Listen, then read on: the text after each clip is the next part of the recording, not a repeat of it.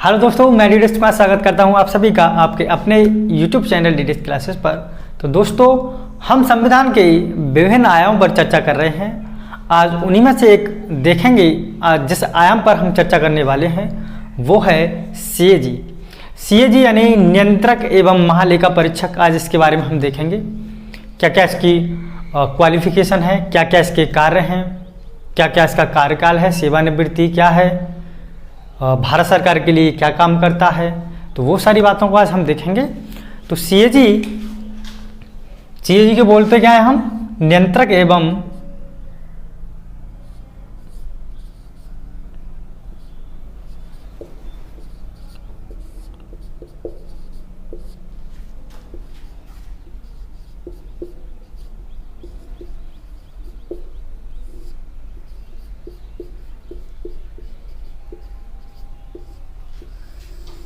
नियंत्रक एवं महालेखा परीक्षक। ठीक है, सीएजी को जो हम बोलते हैं वो नियंत्रक एवं महालेखा परीक्षक बोलेंगे। देखिए, किसी भी लोकतांत्रिक जो राष्ट्र होता है, लोकतंत्र में, डेमोक्रेसी में 4 जो आधार स्तंभ होते हैं उनका सुदृढ़ होना, संवैधानिक रूप से उनका सुदृढ़ होना, मजबूत होना बहुत जरूरी है। जो 4 आधार स्तंभ होते हैं लोकतंत्र के लिए, डेमोक्रेसी के लिए, वो देखेंगे हम 4 आधार स्तंभ क्या होते हैं।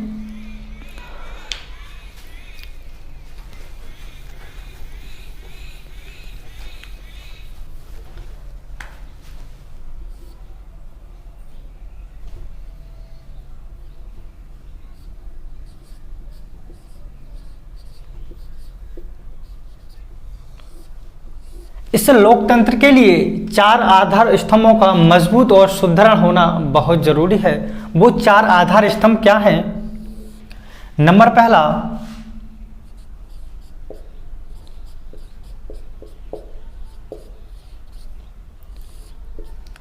न्यायपालिका। इस न्यायपालिका का ईमानदार होना, निष्पक्ष होना और संवैधानिक रूप से सुदृढ़ होना, स्वतंत्र होना और निडर होना बहुत जरूरी है। क्योंकि जब न्यायपालिका ही निष्पक्ष नहीं होगी, संवैधानिक रूप से सुदृढ़ नहीं होगी, निडर नहीं होगी और स्वतंत्र नहीं होगी, तो ऐसी स्थिति में लोगों के, व्यक्तियों के मौलिक अधिकारों का हनन हो सकता है। इसलिए किसी भी लोकतंत्र राष्ट्र में इस न्यायपालिका का निडर, स्वतंत्र होना बहुत जरूरी है। एक तो बात है ये। नंबर जो दूसरा है, ये पहला पॉइंट डाल लीजिए। नंबर दूसरा है वो है चुनाव आयोग।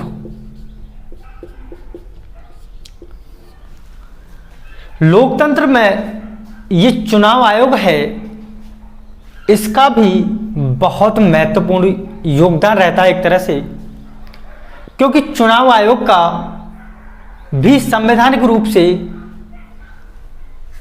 मजबूत होना और सुदृढ़ होना और निष्पक्ष होना और योग्य होना बहुत जरूरी है।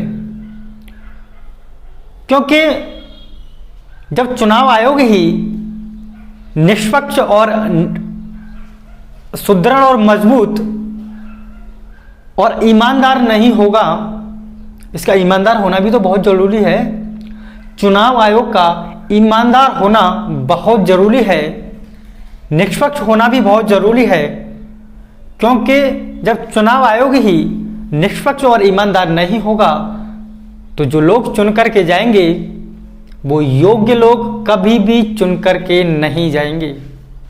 जो सरकार बनेगी, जो लोग चुन करके जाएंगे वो लोग योग्य चुन करके नहीं जाएंगे।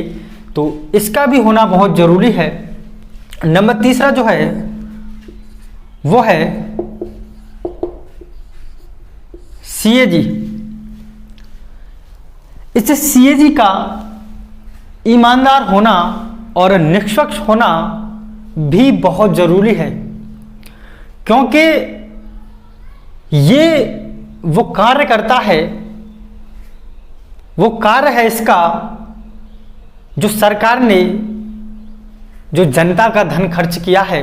क्योंकि देखिए, जब चुनाव आयोग चुनाव करवाएगा तो जो सरकार बन करके जाएगी, जो लोग जीत करके जाएंगे सरकार में, जो लोग जीत करके जाएंगे, जो शासन करेंगे, जीत कर जाएंगे तो शासन करेंगे। अरे चुनाव आयोग ने चुनाव करवाया, जीत कर जाएंगे तो शासन करेंगे। तो जो लोग शासन करते हैं वो लोग जनता का पैसा खर्च करते हैं, और जनता का पैसा हमारा पैसा ही तो है। वो लोग जनता का पैसा खर्च करते हैं, और सरकार हमेशा एक ट्रस्टी के रूप में इस पैसे को खर्च करती है। तो सरकार ने वो पैसा कहां कहां खर्च किया है, वो जो ऑडिटिंग का कार्य करते हैं वो करते हैं ये सीएजी, कि सरकार ने पैसा कितना खर्च किया है और कहां कहां पैसा खर्च किया है। ये पैसे का जो लेखा जोखा रखेंगे वो सीएजी रखेंगे। ठीक है। नंबर तीसरी जो संस्था है वो है यूपीएससी।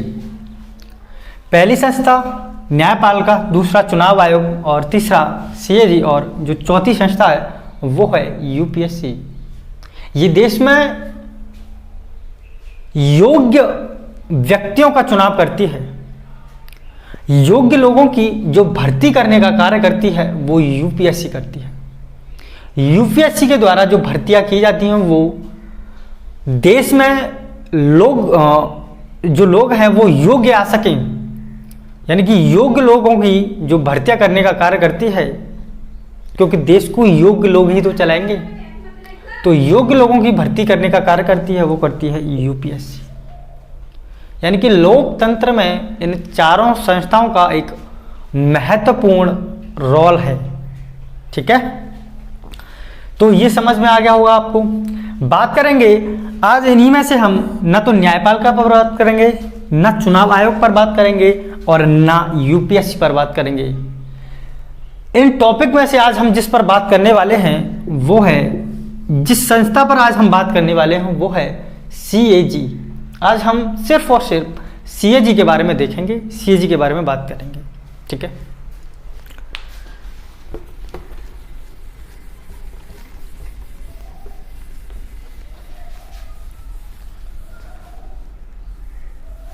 तो सीएजी से संबंधित एक अनुच्छेद है, अनुच्छेद 148।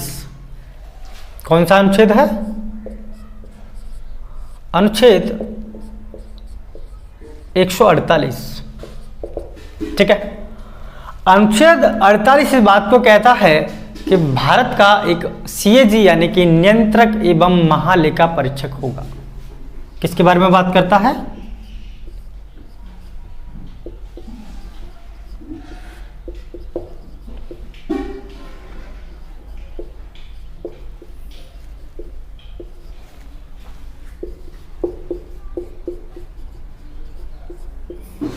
ठीक है। अनुच्छेद 148 में अगर क्वेश्चन पूछा जाए कि सीएजी का जो प्रावधान है वो किस अनुच्छेद में है, तो वो अनुच्छेद है 148। 148 जो अनुच्छेद है वो सीएजी का प्रावधान करता है। ठीक है। आगे देखेंगे, जो सीएजी है वो क्या कार्य करता है? सरकार ने जो भी पैसा खर्च किया है उसकी ऑडिटिंग करने का कार्य कौन करता है? सीएजी। और भारत के संविधान में कहीं भी सीएजी की योग्यता का उल्लेख नहीं है। भारत के संविधान में कहीं भी सीएजी की योग्यता का उल्लेख नहीं है। ये जो भार डाला गया है कि सीएजी की योग्यता का जो निर्धारण करेगा वो संसद करेगी। सीएजी की योग्यता का जो निर्धारण करेगी वो कौन करेगा? वो संसद करेगी। यानी कि जो इसकी योग्यताएं हैं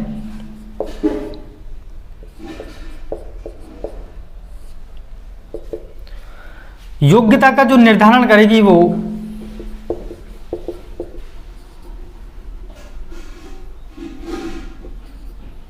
संसद करेगी। क्योंकि भारत के संविधान में कहीं भी सीएजी की योग्यताओं का उल्लेख नहीं है।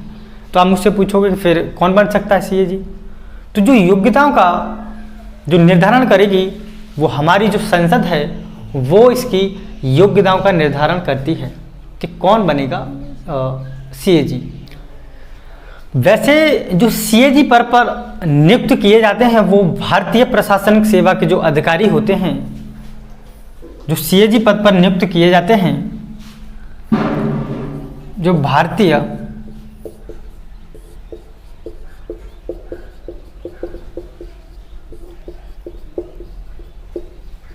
सेवा के जो अधिकारी होते हैं,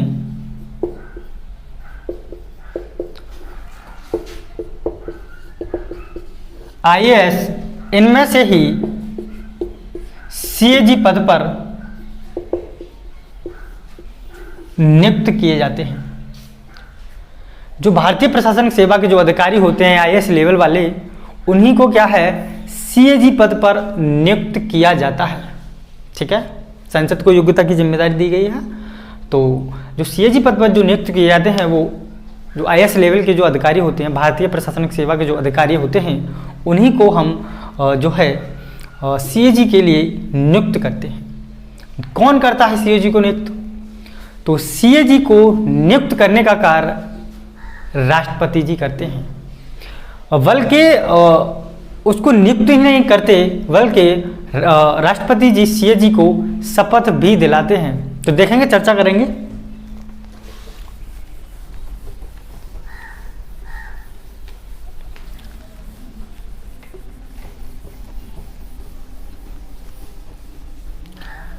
अच्छा, ये जो सीएजी है इसको नियुक्त कौन कर रहा है? राष्ट्रपति।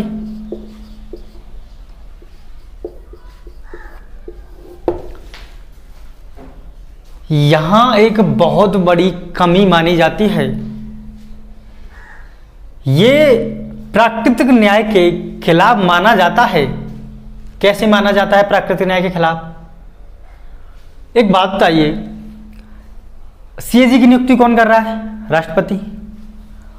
और आपको मालूम होगा कि सीएजी मंत्री परिषद की सलाह पर ही इसको नियुक्त करेंगे।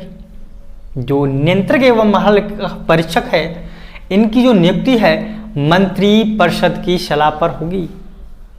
और ये ऑडिटिंग करने का कार्य जो मंत्री परिषद है, जिसका हेड प्रधानमंत्री होता है, जो मंत्री परिषद द्वारा खर्च किया गया पैसा है, उसी की ऑडिटिंग कौन करता है? ये सीएजी। यानी कि इन्हीं ने तो पैसा खर्च किया, मंत्री परिषद ने पैसा खर्च किया। देखिए, इस मंत्री परिषद ने पैसा खर्च किया कि हमने कहां कहां पैसा खर्च किया है, कितना पैसा लिया है। ठीक है, ये पैसा खर्च कर रही है और इसी की सलाह पर ये सीएजी को चुन रहा है। इसी की सलाह पर जो मंत्री परिषद सलाह करेगी वही तो राष्ट्रपति मानेंगे। तो जो मंत्री परिषद कहेगी उसी को तो सीएजी नियुक्त किया जाएगा। बोलो, बात सही है? तो या यूं कह दीजिए कि संविधान में जितनी भी गोल्डन जीरो है ना, उनमें से एक गोल्डन जीरो ये भी है। उनमें से एक गोल्डन जीरो ये भी है जो सीएजी को नियुक्त करने का कार्य राष्ट्रपति जी करते हैं। तो क्या लगता है आपको? समझदार हो तो ठीक है। इसमें से अगर आप मानोगे तो एक गोल्डन जीरो ये भी है, क्योंकि सीएजी को नियुक्त करने का कार्य राष्ट्रपति जी करते हैं।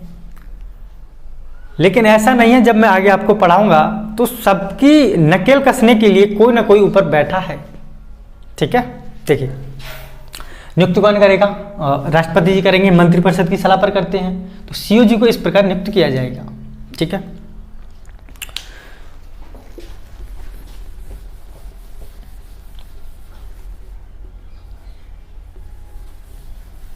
तो सीएजी की जब नियुक्ति राष्ट्रपति जी करती हैं,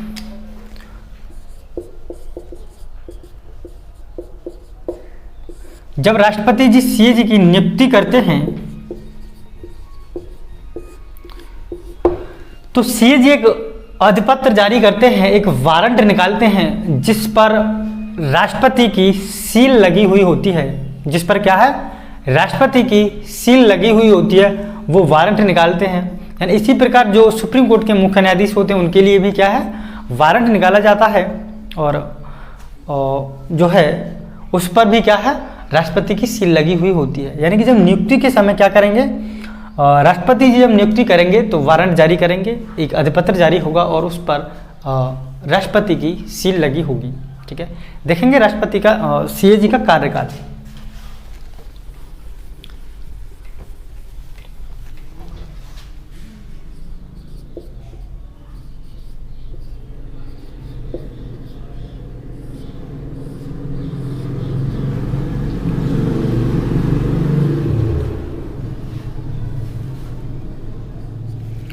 बात करेंगे सीएजी के कार्यकाल पर, तो संविधान में कहीं भी सीएजी के कार्यकाल के बारे में वर्णन नहीं किया गया है। संविधान में ये कहा गया है कि सीएजी के कार्यकाल का जो निर्धारण करेगा वो संसद करेगी। सीएजी के कार्यकाल का जो निर्धारण करेगा वो संसद करेगी। और हमारे संसद के कानून नियमानुसार जो सीएजी की जो सेवा शर्तें हैं वो 6 वर्ष के लिए हैं। यानी कि जो सेवा शर्तें हैं वो कितनी हैं,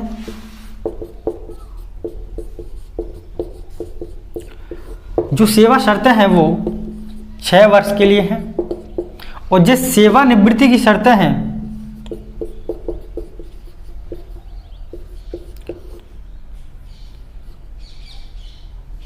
जो सेवानिवृत्ति की शर्तें हैं वो हैं 65 वर्ष। और संसद के प्रावधान, जब संसद ने प्रावधान किया था उसमें ये भी प्रावधान है कि जो भी पहले हो, इनमें से जो भी पहले हो,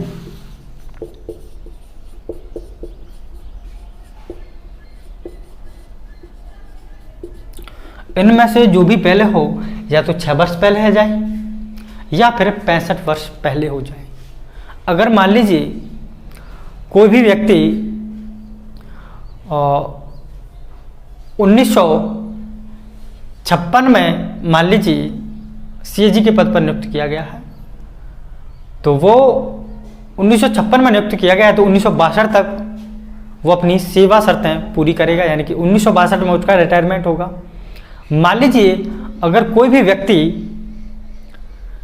1962 में ही सीएजी पद पर नियुक्त किया गया है तो वह सिर्फ 65 वर्ष तक ही सीएजी पद पर रहेगा। यानी कि 3 वर्ष के लिए ही वो क्या है, शासन करेगा। वो क्या है, 3 वर्ष के लिए उस पद पर रहेगा। ठीक है, उस पद पर उसकी जो नियुक्ति होगी वो 3 वर्ष के लिए होगी। यानी कि 65 वर्ष या 6 वर्ष, इन दोनों में से कोई भी पहले हो जाए वही क्या है, इसकी सेवा शर्तें और सेवानिवृत्ति की शर्तें हैं। ठीक है, तो ये इसका जो कार्यकाल है ये रहेगा।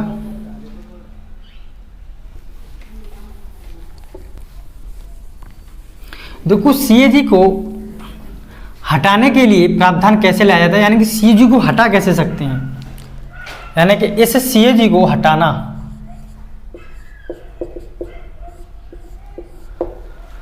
तो सीएजी को हटाने के लिए संविधान में कहीं भी ऐसा कोई वर्ड, कोई भी शब्द यूज नहीं कि इनको कैसे हटाया जा सकता है सीएजी को। ठीक है, लिखा हुआ है कि सीएजी को उसी प्रकार हटाया जा सकता है जिस प्रकार सुप्रीम कोर्ट के मुख्य न्यायाधीश को हटाया जाता है। सीएजी को हम उसी प्रकार हटा सकते हैं उसके पद से जिस प्रकार सुप्रीम कोर्ट के मुख्य न्यायाधीश को हटाया जाता है। तो देखेंगे सुप्रीम कोर्ट के जो मुख्य न्यायाधीश को उसको किस प्रकार हटाया जाता है, क्योंकि जब हमको ये पता पड़ जाएगा कि सुप्रीम कोर्ट के जो मुख्य न्यायाधीश को हटाया जाता है वो किस प्रकार हटाया जाता है, तो वही प्रक्रिया किस में लागू होती है, सीएजी में। राइट, तो मोटा मोटी हम देख लेंगे, कोई सीएजी पर तो हम विस्तार से चर्चा करेंगे। तो देखो जिस भी सदन में प्रस्ताव लाया गया है, मैं मुख्य न्यायाधीश के हटाने की बात कर रहा हूँ। देख अनुच्छेद 124 जो सेफ्लॉक्स जो धारा 4 है, अनुच्छेद 124 की जो धारा 4 है उसमें सीएजी को मुख्य न्यायाधीश को हटाने की बात कही गई है। और क्या लिखा है उसमें कि सीएजी को मुख्य न्यायाधीश को अगर हटाना है तो जिस भी सदन में आप प्रस्ताव लाते हो, चाहे लोकसभा में लाइए चाहे राज्यसभा में। अगर मान लीजिए लोकसभा में आप प्रस्ताव लेकर के आए हो तो कम से कम उसमें 100 व्यक्ति होने चाहिए। कितने होने चाहिए प्रस्ताव? 100 व्यक्ति कम से कम होने चाहिए। और जब प्रस्ताव जाएगा लोकसभा में तो उसमें कम से कम उसमें 100 व्यक्ति होने चाहिए और उसमें कम से कम 50 व्यक्ति होने चाहिए। यानी कि लोकसभा में 100 व्यक्ति प्रस्तावक होने चाहिए और उसमें राज्यसभा में कम से कम 50 व्यक्ति होने चाहिए, तो आप प्रस्ताव ला सकते हो। तो प्रस्ताव आप किन कारणों से ला सकते हो? कौन से ऐसे कारण भी तो होंगे प्रस्ताव लाने के, कोई कारण भी तो बताओगे ऐसे प्रस्ताव ले आओगे। तो जो पहला कारण होगा वो, पहला और दूसरा कारण हम बात करेंगे। पहला जो कारण होगा वो शाब्दिक कदाचार या प्रूड मिसबिहेवियर, एक तो कारण ये होना चाहिए और दूसरा कारण ये होना चाहिए कि जो मुख्य न्यायाधीश है वो अक्षमता यानी वो मानसिक रूप से और शारीरिक रूप से कार्य करने में सक्षम नहीं हो। तो ये दो कारण होने चाहिए, शाब्दिक कदाचार और प्रूड मिसबिहेवियर का एक तो होना चाहिए और एक अक्षमता यानी कि वह शारीरिक रूप और मानसिक रूप से कार्य करने में सक्षम नहीं हो। तो आप ऐसी स्थिति में उस जो है मुख्य न्यायाधीश के लिए हटाने का प्रस्ताव ला सकते हैं।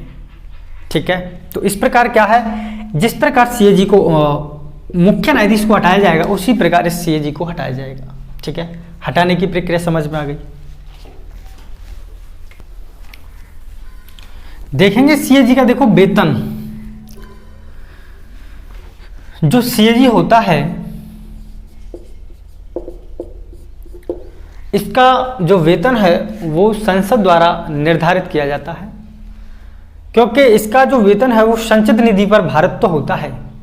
जो सीएजी का वेतन है वो संचित निधि पर भारत तो होता है और इसका वेतन का जो निर्धारण करेगी वो संसद करेगी। लेकिन सीएजी के पद पर रहते हुए आप उनके वेतन में किसी भी प्रकार का हानिकारक परिवर्तन नहीं कर सकते हो। सीएजी के पद पर रहते हुए आप उनके वेतन में किसी भी प्रकार का अलाभकारी परिवर्तन नहीं कर सकते हो। ठीक है, उनके पद पर रहते हुए। और जब सीएजी की जब सेवानिवृत्ति हो जाए तो उसके बाद में वह कोई भी लाभ का पद भी धारण नहीं कर सकते हैं। जब सीएजी की जो सेवानिवृत्ति हो जाएगी उसके बाद वह किसी भी प्रकार का जो लाभदायक जो पद होता है, लाभकारी पद होता है, उसको धारण नहीं कर सकते हैं। ठीक है, देखेंगे अब सीएजी के कार्य, सीएजी का कार्य क्या, सीएजी क्या कार्य करता है। इस सीएजी का कार्य देखने से पहले ये जो सीएजी है, सीएजी का कार्य क्या है, इसका कार्य देखने से पहले आपको दो शब्दों से परिचित होना बहुत जरूरी है। वो दो शब्द क्या है, एक तो है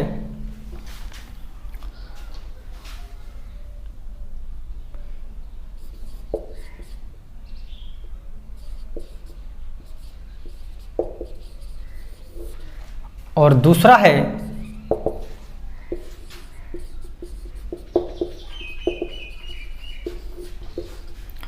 अकाउंटिंग और ऑडिटिंग। अकाउंटिंग और ऑडिटिंग इसे बोलते हैं लेखांकन,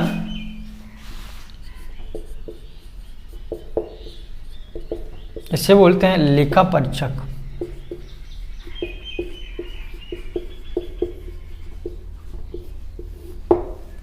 ठीक है, इसे बोलते हैं अकाउंटिंग और इसे बोलते हैं ऑडिटिंग यानी कि लेखांकन और लेखा परीक्षक। देखिए, लेखांकन, अकाउंटिंग और लेखा परीक्षक क्या है, तो मैं आपको पहले अकाउंटिंग समझाऊंगा। अकाउंटिंग से मतलब यह है कि जो पैसा है वो जो सरकार ने जो पैसा खर्च किया है, जो सरकार को पैसा दिया गया है, तो सरकार ने कहां कहां पर वो पैसा खर्च किया है और कितना पैसा सरकार ने खर्च किया है, कहां कहां खर्च किया है, उसका जो लेखा जोखा रखता है वो होता है अकाउंटिंग। जो उसका लेखा जोखा रखा जाता है। जैसे मान लीजिए कि हमारे पिताजी हैं, उन्होंने दिए हमें 20,000 रुपये, तो जब हम उनको 20,000 रुपये का हिसाब बताएंगे कि हमने 2,000 यहाँ खर्च किए, 3,000 यहाँ खर्च किए, 5,000 यहाँ खर्च किए और 6,000 यहाँ खर्च किए, 7,000 यहाँ खर्च किए, तो जब एक पैराग्राफर हम उनको बना करके देंगे हमने यहाँ पैसा खर्च किया है, तो उसे ही हम क्या बोलेंगे, अकाउंटिंग। यानी कि जो हमने 20,000 रुपये खर्च किया है वो कहाँ कहाँ खर्च किया है, ठीक है, हमने यहाँ खर्च किया। एक तो बात है ये। दूसरा क्या है, वो है ऑडिटिंग। ऑडिटिंग का मतलब ये है जो सरकार ने पैसा खर्च किया है, जिस मद पर सरकार को पैसा खर्च करने के लिए दिया गया है, जिस मद पर सरकार को पैसा खर्च करने के लिए दिया गया है, सरकार ने उसी मद पर पैसा खर्च किया है या नहीं। सरकार ने जब पैसा खर्च किया है तो मितव्ययता के सिद्धांत का पालन किया है या नहीं। सरकार ने जो पैसा खर्च किया है, जहां भी पैसा खर्च किया है वहां बेफिजूल खर्च तो नहीं किया है। सरकार ने जो पैसा खर्च किया है वो कहीं पैसा बेफिजूल उड़ाया तो नहीं है। मितव्ययता के पालन किया है कि नहीं किया है। और जो सरकार ने जो पैसा खर्च किया है वो कहीं भ्रष्टाचार में तो नहीं लगा दिया है। देखो पैसा कहां कहां खर्च किया ये तो लेखांकन अकाउंटिंग हो गया। तो पैसा जहां जहां खर्च किया है वो वहां जाकर के देखना उस पैसे को, हाँ यहाँ पैसा सही सही खर्च हुआ है नहीं। जो पैसा इस मद के लिए गया था कि वो कार्य हुआ है कि नहीं। जिस कार्य के लिए पैसा दिया गया था, जिस उद्देश्यों को लेकर के पैसा दिया गया था, उन उद्देश्यों को पूरा किया है कि नहीं। ये सबका जो लेखा जोखा करता है उसे बोलते हैं ऑडिटिंग। समझ में आ गया?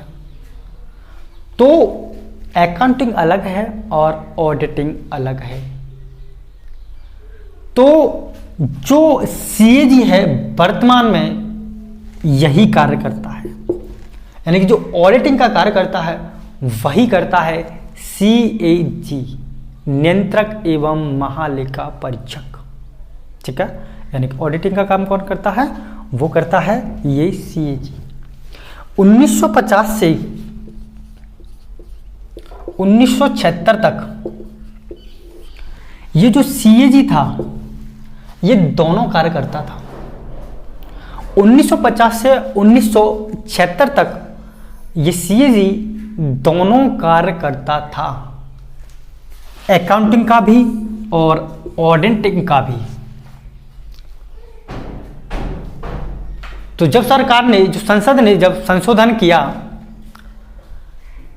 तो कहा गया अकाउंटिंग का कार्य कोई और करेगा और जो ऑडिटिंग है इसका कार्य कोई और करेगा। लेकिन राज्य सरकार इस बात के लिए जो है मानी नहीं। राज्य सरकार इस बात के लिए क्या है, राजी नहीं हुई कि हम इतना पैसा कहाँ से लाएंगे, इसके लिए अलग लेके आएंगे और इसके लिए अलग लेके आएंगे। तो राज्य सरकारों का जो खर्च है राज्य सरकारों के लिए, तो ये सीएजी दोनों ही कार्य करता है, अकाउंटिंग और ऑडिटिंग का। लेकिन जो केंद्र सरकार है, जो संघ सरकार है, जो भारत सरकार है, उसके लिए ये सिर्फ और सिर्फ वर्तमान में ऑडिटिंग का कार्य करता है। ठीक है, यानी कि 1976 में ये प्रावधान किया गया, संशोधन किया गया, तभी से क्या है, ये जो सीएजी है ये ऑडिटिंग का कार्य करता है। उम्मीद है यहां तक आपको समझ में आया होगा। ठीक है, अकाउंटिंग और ऑडिटिंग समझ में आ गया क्या क्या होता है, सीएजी का कार्य समझ में आ गया क्या कार्य करता है, और ऑडिटिंग का कार्य करता है लेखा परीक्षक। ठीक है, आगे चलें।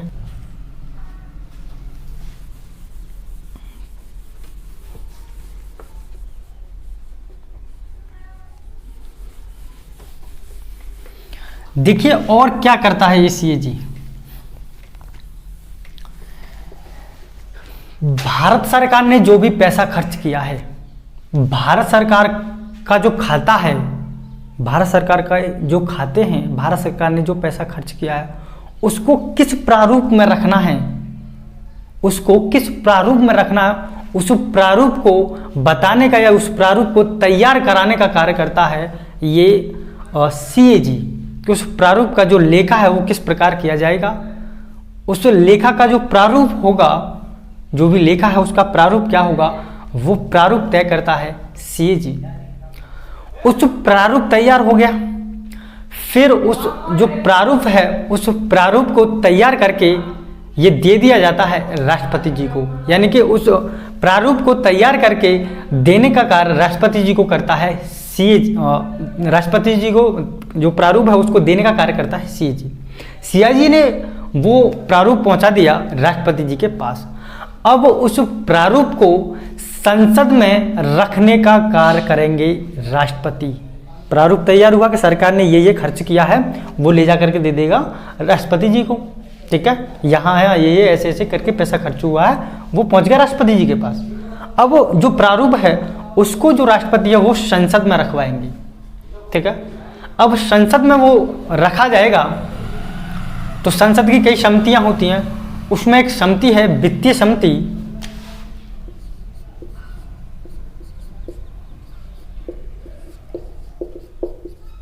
उसमें एक वित्तीय समिति है जिसे कहते हैं हम लोक लेखा समिति।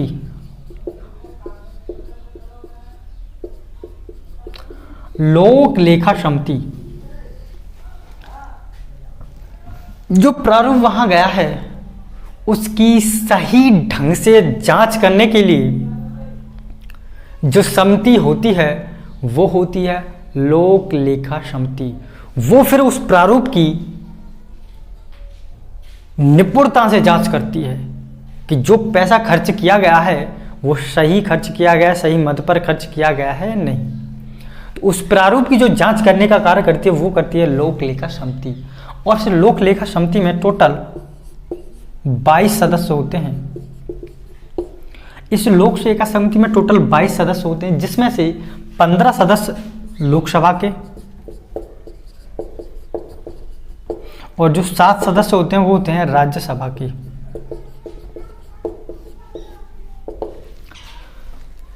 इस लोक लेखा समिति में जो 15 सदस्य होते हैं वो होते हैं लोकसभा के और जो 7 सदस्य होते हैं वो होते हैं राज्यसभा के।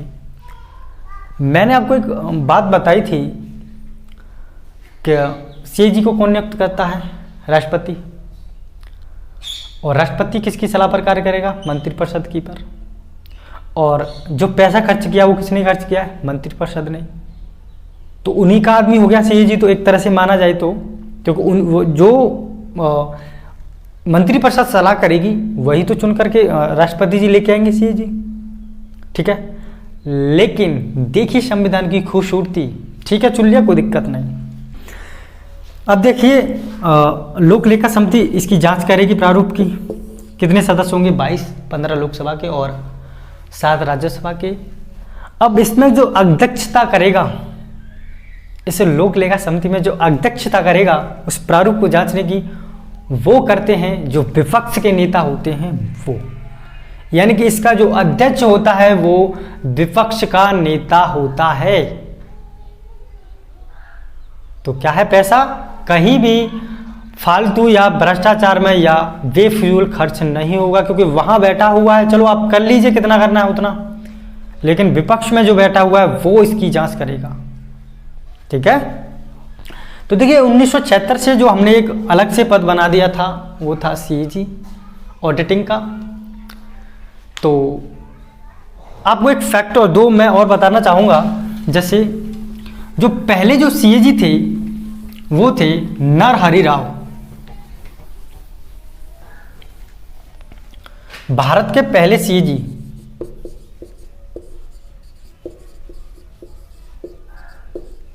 भारत के पहले जो CAG थे वो थे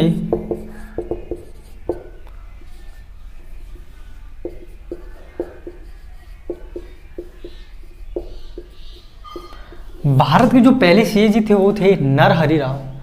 और वर्तमान में तो आपको पता ही है गिरीश चंद्र मुर्मू हैं। वर्तमान में जो सीएजी हैं वो कौन है? गिरीश चंद्र मुर्मू हैं।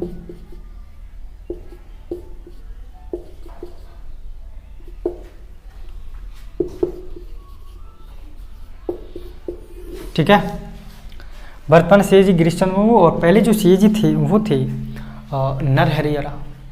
तो उम्मीद है आज का ये सेशन आपको पसंद आया होगा।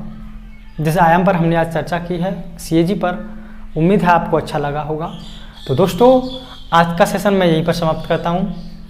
तो अगर वीडियो आपको अच्छा लगता है तो वीडियो को ज़्यादा से ज़्यादा शेयर कीजिए और चैनल को सब्सक्राइब प्लीज़ ज़रूर कर लीजिए। तो ठीक है दोस्त, फिर मिलूंगा मैं आपसे अगली नेक्स्ट वीडियो में अगले नेक्स्ट टॉपिक के साथ।